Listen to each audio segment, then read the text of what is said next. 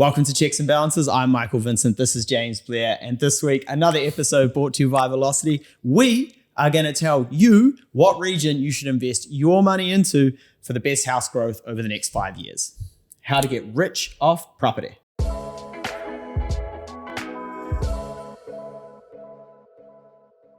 So would you like to make 100% return on your money? Invest in the West Coast right now. I mean, so The West Coast. Whoa. So today we're talking all about breaking down by regions, which have performed the best, and kind of some notes on where we think there might be some opportunity going forward. I must say, as a starting point, Jaffa Mike having no idea where some of these places are, pretty funny. Look, I'm not great with New Zealand geography. Everyone's got areas of their life they can improve on. You can hit me in the comment section if you want to tell me some more. But this is probably one of the big ones for me. I did ask you before the podcast if Queenstown was in Otago or Canterbury. I don't know. It's just a giant island. You're all good at rugby down there. You win a lot. I don't really care. God, when you say with you're all, I'm like, where is this going? He's just a simple North Shore boy with an oyster farm. I have been to Dunedin. Yeah. When you were 21. Yeah. To we've been to Christchurch. We have been to Queenstown. Yeah. Yeah. But you've been to Queenstown for a stag do and a wedding. Weirdly, I've also been to Stewart Island. That is weird. Did you skip straight past Invercargill? No, flew through. All love to nannies. Yeah. So let's talk about historical performance. So there's a big thing when we talk to clients about where to invest. We're very big on the major centers. You want density of population because the more population, the more likelihood you're going to be able to rent out a place. Yep. Good for capital gains, all that kind of sweet stuff. So we go, hey, buy in Auckland first. We're going to talk a little about why. Christchurch is a good second option. But then there's lots of other, sometimes we send people to Gizzy. We're pretty bullish on Gisborne these days. Yeah, I love Gisborne. But I think probably one of the big things here is when we're talking about where you should invest your money and, what region and all of these sorts of things, everything we talk about with our customers, we balance with what is the goal, what is the timeline, and what is the risk that they are comfortable with. So while we're sitting here going, Gisborne might be up 3,000% and the West Coast of somewhere on the North Shore of the South Island might be up like 50,000%. We are always balancing the advice we give with the risk, right? Yeah. So again, this isn't financial advice, but go Gizzy. The North Shore of the South Island took me a second to process.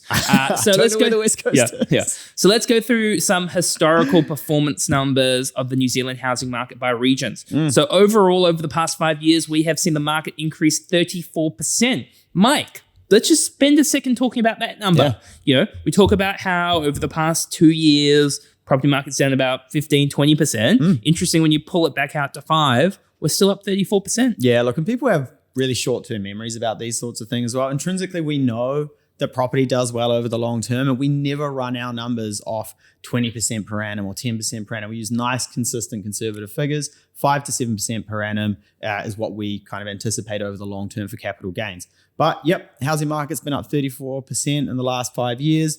We've had some ups and some downs in there, but over the long term, we know how these things track. The interesting thing is we assume that it's really focused on the major centers. That's where most of the people live. That's where most of the capital gains are going to be. But Michael, that's not the case. Yeah. So let's have a look at our first graph here. So the 5-year growth rate split down into some regional centers as well. The standout performer here, and probably my next tattoo, Gisborne. What's that tattoo going to look like, It's Mike? Just going to be Gizzy. Yeah. Hardcore. It's Taranaki hardcore, isn't it? Yeah. I'm just offending everyone. I think you're only going to have clients left in Auckland by the end of this.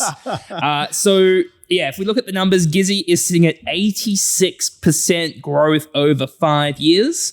Coming behind, we've got the mighty Manawatu at 66%, Southland represent at 69%, West Coast at 68%. Now, Mike, we might talk about why that is the case in a second.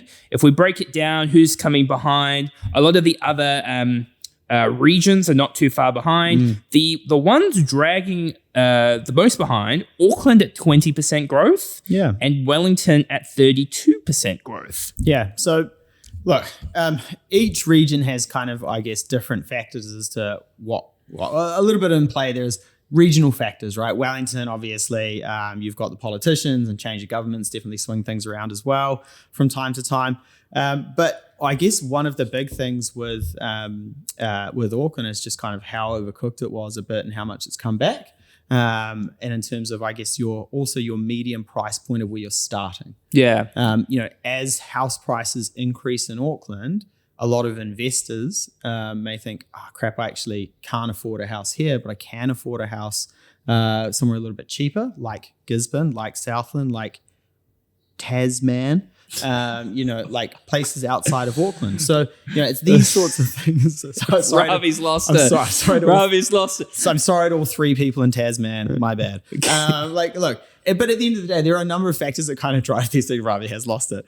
But I guess at the end of the day, on the whole, those regional centres haven't performed quite as well as some of those other ones. There's two big parts to this as well. Where are you living and where are you investing? And I think in terms of where you're living, I mean, I used to look after a team of financial advisors around the country. Yeah. I didn't pay the ones in the major centres more than the ones that lived in the regions, right? There was the same opportunity for income. And I think that's, there's exceptions to that, but relatively consistent that you can earn good income across the country. But we certainly, Hamilton and Tauranga are really good examples where a lot of Aucklanders moved young families down to those regions for a much better quality of life because they didn't have this really heavy mortgage sitting over them. And then the other piece in terms of the investing side is we turned around. It's like, Auckland's really overcooked. I can't buy a place in Auckland, but I am going to go buy a place in Gisborne or the Manawatu or Invercargill. A lot of investors popped off. I know investors who used to fly down there every week to renovate places and then kind of flip them and sell them. Yeah. A couple other factors that kind of come into play there as well. If we look at the COVID situation. So during COVID, everyone obviously had to stay home. It was really great. We all loved it. It was amazing. We got on with our spouses really well. But, everything okay? That kind of accelerated, I guess, the work from home kind of way of working and the changes there. And actually all of a sudden, you didn't need to be right in a city centre to get to the office every day. And that kind of expanded to actually, if I run a sales team and my sales team are based across the country, could I go back and live in Upper Hutt, where my family are and where it's, a little bit cheaper and obviously have a better quality of life because actually I don't need to be in the city centre anymore. So you start to talk again about what you mentioned there with the lower cost of living, right? Yeah. And then companies have realized actually, people need to be in the office and you're going to be in minimum 3 days a week, Mike. Yeah, 100%. So another big one there, obviously what we just touched on with the investors. We got that low interest rates and the capital gains that everyone was getting during the COVID boom. And the equity growth on their kind of home, maybe in a major city centre, maybe wasn't sufficient to get another investment property in a city centre. So just by the mechanism of how much they could borrow, they thought, I could do nothing, or actually I could go somewhere a little bit cheaper, maybe a little bit riskier and get a property. And we have actually seen that the rental yields in provincial areas were a lot better than the rental yields in Auckland. And again, shout out to Gisborne again. Those rental yields down there. Yeah. Hot.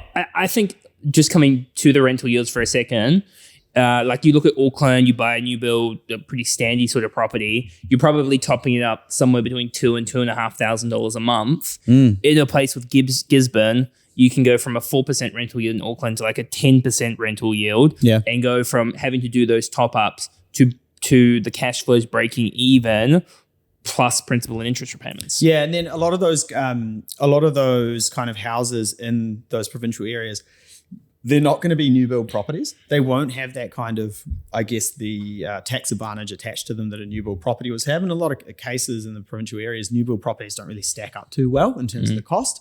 But now that you've got a property-focused government who is perhaps going to roll back that interest deductibility in a couple of years, you almost wonder if that creates a bit of a short-term demand increase for people willing to eat a bit of the cost over the next couple of years. Housing market's down a little bit, rental yields are good. They go, actually, you know what? Now might be the time to just go grab an in-situ property. You're talking 1,100 squares in Gisborne, $600,000, and it's going to rent for $800 a week, and actually you run the math on it and go, actually, I think I can hold this one out for a couple of years. Hopefully we get that interest deductibility rolled back. property market swings up again and maybe we subdivide, build on the back and flog it. Yeah, so that's what's happened and that's why it's happened. Let's talk, Mike, about what's going to happen. So for lots of our clients who are talking about buying investment property, we do tend to encourage them to look at Auckland, and there's quite a few key reasons for that. The first is the high net migration numbers at the moment, Mike. There's not a lot of houses. There's a lot of people coming here. Yeah, and due to the topography of Auckland, it's kind of a pain in the ass to spread, like to build out. Sorry, what was that word? Topography. Right, you can't say Tasman, but you can say topography. It's actually pronounced Tasman. Look, Auckland, you got high net migration. We've got, to be fair, a lot of the recent arrivals into New Zealand can't purchase right at the start, but they do kind of choose to settle here. They will be renting for a while to get their PR, and then they can purchase. So you do have that kind of rental demand as people move in and that in between couple of years before they can actually go and buy. So again, you've got the combination of high net migration coming in, and then the way that they migrate and the restrictions placed on them for purchasing properties, which means actually that will fuel the rental demand as well as some long-term property demand. Yeah, so what Mike's talking about is the demand side. On the supply side, which is economics 101, we're seeing new suppliers diminishing, lower consent volumes, obviously a very tricky market with high interest rates, people feeling a little bit more bearish. So we've got on one side, more people needing houses. On the other side, less houses getting built. Yeah. So that's why we're bullish on Auckland. But Mike, you've got that freshly inked tattoo that says Gizzy across your chest.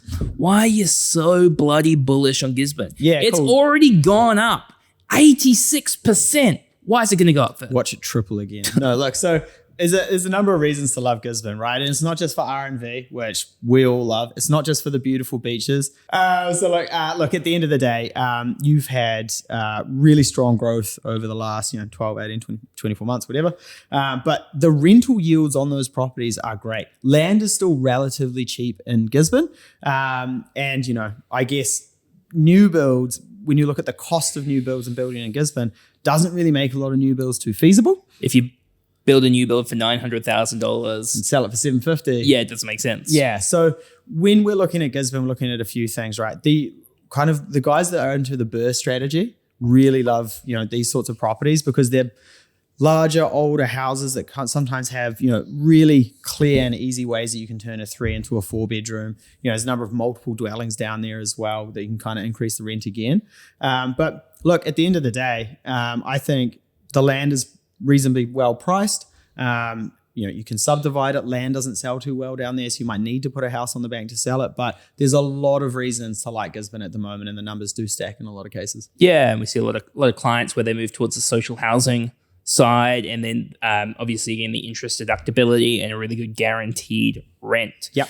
Shout out to the education sector, Palmerston North and Dunedin. So that area looks quite promising, will attract the children of the growing middle class from Southeast Asia and drive rental demand. Those universities and those towns are a very important part of what happens with the rental market down there. Yeah, they're pretty key. Yep. The next kind of regions we're looking at here, Bay of Plenty. So look, Tauranga, like a lot of Aucklanders have left Auckland and moved to Tauranga just for the cheaper prices, the lifestyle, it's by the beach. There's a lot to love around there. Rotorua is a bit of an interesting one. There is yields on offer there. A lot of what we're seeing with our investor clients in Rotorua is not actually your stock standard house, but that kind of multiple dwellings on one property, maybe an old motel or something that they're carving up and making kind of semi-long-term accommodation, which provides really good yields. Only thing to just watch there is you're obviously flicking from your residential rates onto your commercial rates a lot of the times with those sorts of properties, so the math just runs slightly differently. Yeah, and Queenstown. So if you were to roll back to the start of COVID, there was a time that Queenstown was going to fall off a cliff that was going to be there because there was no tourists, and Queenstown still performed really, really well. Now, how much of that was artificial interest rates, who knows? But obviously, we'll continue to attract tourists, continue to attract investors because of short-term accommodation options. One thing that will be interesting, Mike, is we're seeing in Italy, New York, Airbnbs essentially has been rolled out and banned because if you're trying to live in Queenstown and can't get a long-term rental, that's not good. Yeah, especially for people in the hospo sector. Like if you think they're not earning huge wages and all of a sudden they're having to pay this they're competing with tourist money coming in and tourist dollars. There's a strong case there for Airbnb being really restricted or actually banned from certain areas or the entire town.